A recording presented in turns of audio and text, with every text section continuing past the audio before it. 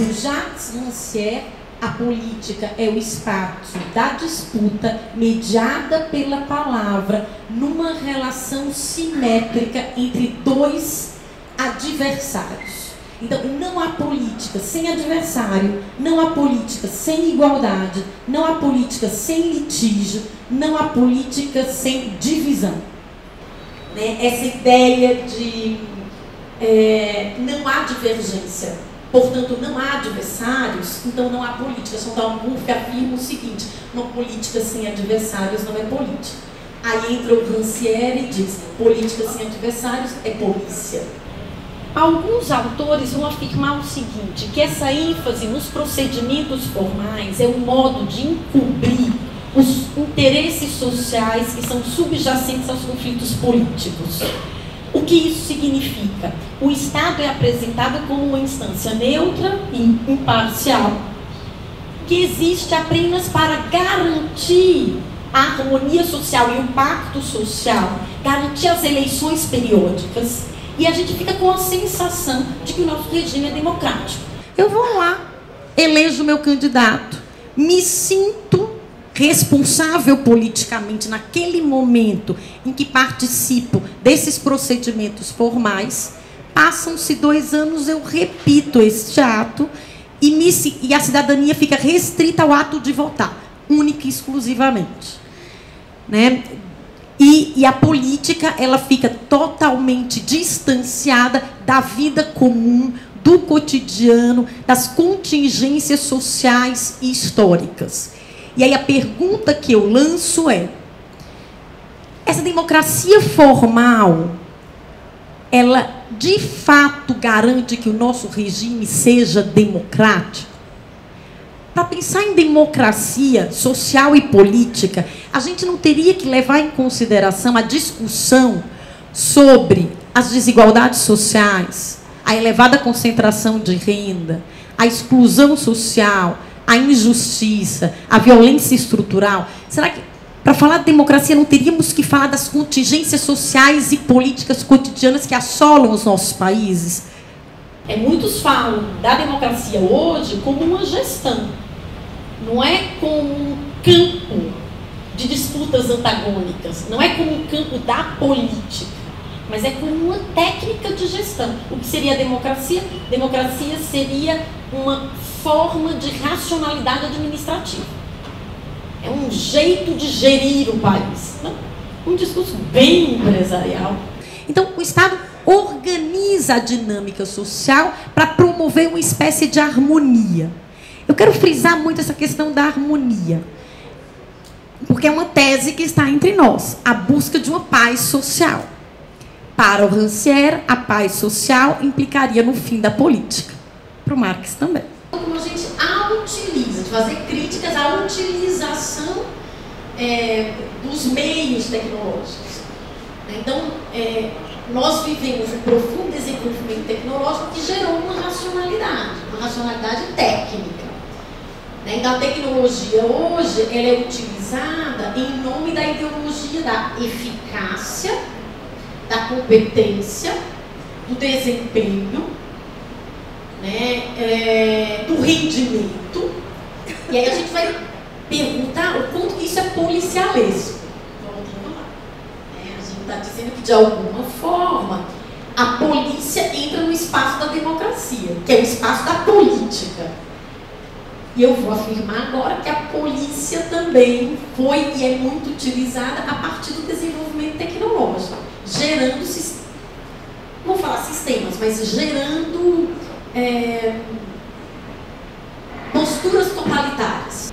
O totalitarismo, o Marcuse fala de imposição mesmo, mas essa imposição não é pela força, é pela sedução e pelo convencimento também. Essas necessidades atendem aos interesses de um determinado grupo social. Então, o que o Marcuse afirma é: esse totalitarismo técnico, econômico, ele é operado pela manipulação de falsas necessidades, a partir de interesses sociais dominantes. O que eu quero dizer com isso?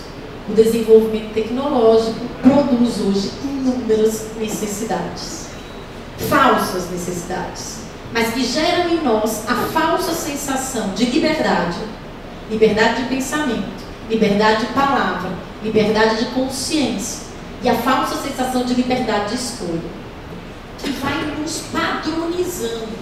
E o grande problema está aí, a meu ver. Porque é um sistema que vai criando sujeitos padronizados, sujeitos uniformizados, que compartilham das mesmas necessidades. Necessidades que são falsas, não são autênticas. É normatizado por quê, pessoal? A meu ver, porque acaba com a pluralidade. Acabou com a pluralidade, acaba com a política e, portanto, com a democracia. Mas a gente está falando de democracia como espaço da política, é preciso preservar a pluralidade. E é essa diversidade que garante o antagonismo, que garante o conflito, portanto, garante o poder da palavra nesse espaço. Você não conseguisse essa liberdade só para ir para dois caminhos. Mas espera aí, não mostraram que existem 372 caminhos, só mostraram 2. E aí você fala, não, sou livre, vou escolher o segundo. Você falou da questão das escolhas. No caso do sistema capitalista, a gente vive um totalitarismo nesse sentido, que a gente escolhe o que já está dado como escolha. O que a gente pode escolher? Se as nossas necessidades foram forjadas, e se a gente não tem consciência disso, e se elas parecem vitais para nós, então a gente escolhe o que está posto, como possibilidade de escolha.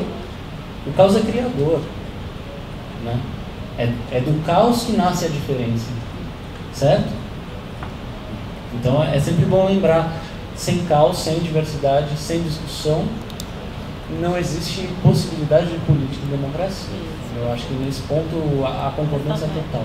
Né? Porque a gente se pergunta isso, sabe? Eu acho a ditadura hoje muito sutil, porque nós somos ditadores de nós próprios, no fim das contas, sabe? Sou eu que vou sair de casa e penso, mano, minha blusa tá manchada, sabe? Como é que eu vou sair com... Eu saio, na verdade, mas às vezes eu não saio. Então, a questão é que nós somos ditadores de nós próprios. E daí eu fico me questionando, assim, o quanto a gente consegue quebrar com isso. Tentar se permitir a diferença. Eu acho que permitir a diferença faz mais sentido do que impor. Sem dúvida. O que é que dita valores? E aí não é só valores políticos, aí é valores, aí a gente tratou de vários. Hoje a gente está aqui nos valores políticos, mais porque a Bruna fez esse ótimo acréscimo. Mas quem dita esses valores? No caso da beleza, o que dita a beleza? Tem algo que dita e proíbe que novos conceitos de beleza nasçam através da diferença, certo? Mas exigir a diferença, não. Exigir a diferença seria, de certa forma, até uma contradição em termos. Então, peraí, quando ela sai, como é que a gente lida com isso? Porque também, se a gente impusesse a diferença, impusesse o caos, tudo bem, a gente não ia conseguir viver junto. Mas como é que a gente vai lidar com isso? E a gente sempre precisa de uma instância exterior dizendo o que a gente deve fazer. A gente morre de medo, a gente pede para o Estado, ou a gente pede para Deus, ou a gente pede para algum livro de filosofia, é o nosso perigo no caso, para encontrar a resposta. E sendo que a resposta, muitas vezes, ela se dá em você aprender a lidar com isso. Aqui, quer dizer, quando eu proponho um diálogo aqui entre nós, eu estou falando de política. Olha, um diálogo tenso, que vocês divirjam, que a minha voz não ecoe no sentido de produzir pensamentos semelhantes, mas de produzir vozes dissonantes. É aqui que se instaura a política.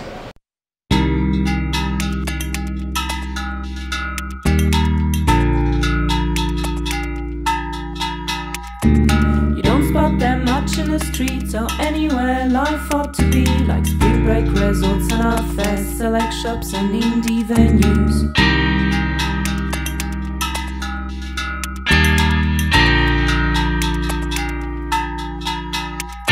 They slink through the malls after work and into the shade.